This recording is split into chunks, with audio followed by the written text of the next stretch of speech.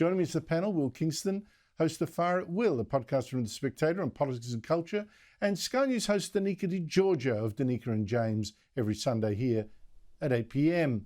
I mean, Will, there are three subjects where you know our media can't be trusted to tell the truth, the full truth. There's Donald Trump, race issues, global warming. Why is that? Because most journalists have become activists, Andrew. The fundamental conception of the role has changed in the minds of most young journalists, from reporting what is going on in the world to trying to shape what is happening in the world. And it's a tragedy. And it's also why the public no longer trusts what was once a highly trusted profession. I'd also add, though, that I think there is a strong culture of ideological coercion at places like the ABC. If you were to come out and say what you just said in an ABC newsroom, you would be socially ostracised, you would be shunned, your future opportunities would probably be limited.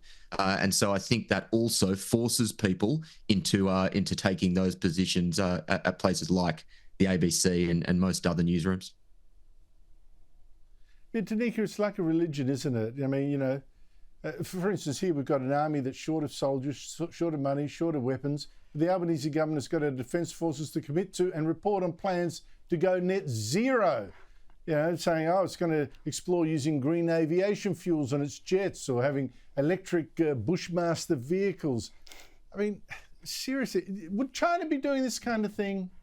No, Andrew, China would be actually laughing at us right now. In fact, our enemies would be laughing at Australia, going, look at them. They've got a woke army who is obsessed with diversity and inclusion. They've even got gender-neutral names for some of their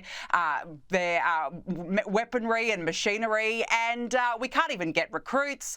And we're going down that path, and now the cherry on top of the cake, Andrew, we're going net zero. Now, I can tell you that China are not going net zero when it comes to their army because they're too busy building their army. We may as well say, hey, look, we're open for business at the rate this army's going. It's just wrong priorities again. Honestly, well, it makes you hope that China will take pity on us. And if we ever do have to use our electric Bushmasters, that we are fighting somewhere where there's plenty of recharging station and the time to recharge them. I mean, the whole thing is so insane. You know, it used to be a joke arguing with the clouds. Now we're fighting them. Yeah, it is insane. It's farcical. In one respect, I want to laugh, but this stuff also infuriates me, Andrew, because it's one thing doing the whole virtue signalling nonsense in policy areas which are not life and death.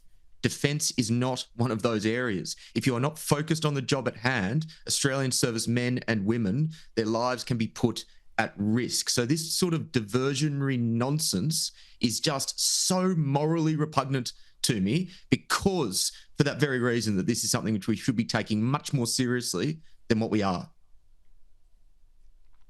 I think so. Look, Danica, look, a couple of us on the show earlier this week, I've forgotten who it was with, and I was being assured that we're over, Stephen Trevura, I think it was, we're over the period of peak woke, and that Donald Trump has helped push us over that from now on, you know, woke is on the retreat. Do you see it that way? Well, I actually feel quite optimistic, to be honest with you, Andrew, because that's what the US election taught us, that people were pushing back against the woke ideology, against DEIs. People have had enough, and when the silent majority have had enough, they've really had enough. Now, I think certainly it's set the tone. I think Australia is still a few years behind the United States when it comes to this, and we certainly have hit peak woke in this country.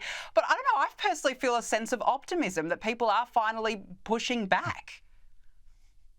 I don't know. We thought that the same after the Brexit vote in Britain, but it only got worse, didn't it, Will? Yeah, I'm not as optimistic, unfortunately, as Danica, for the reason that our education institutions have been so successfully hijacked. There are kids who are going to go through 12 years of woke brainwashing before they even get to university. So I think this is a battle we're going to be fighting for a long, long time, unfortunately.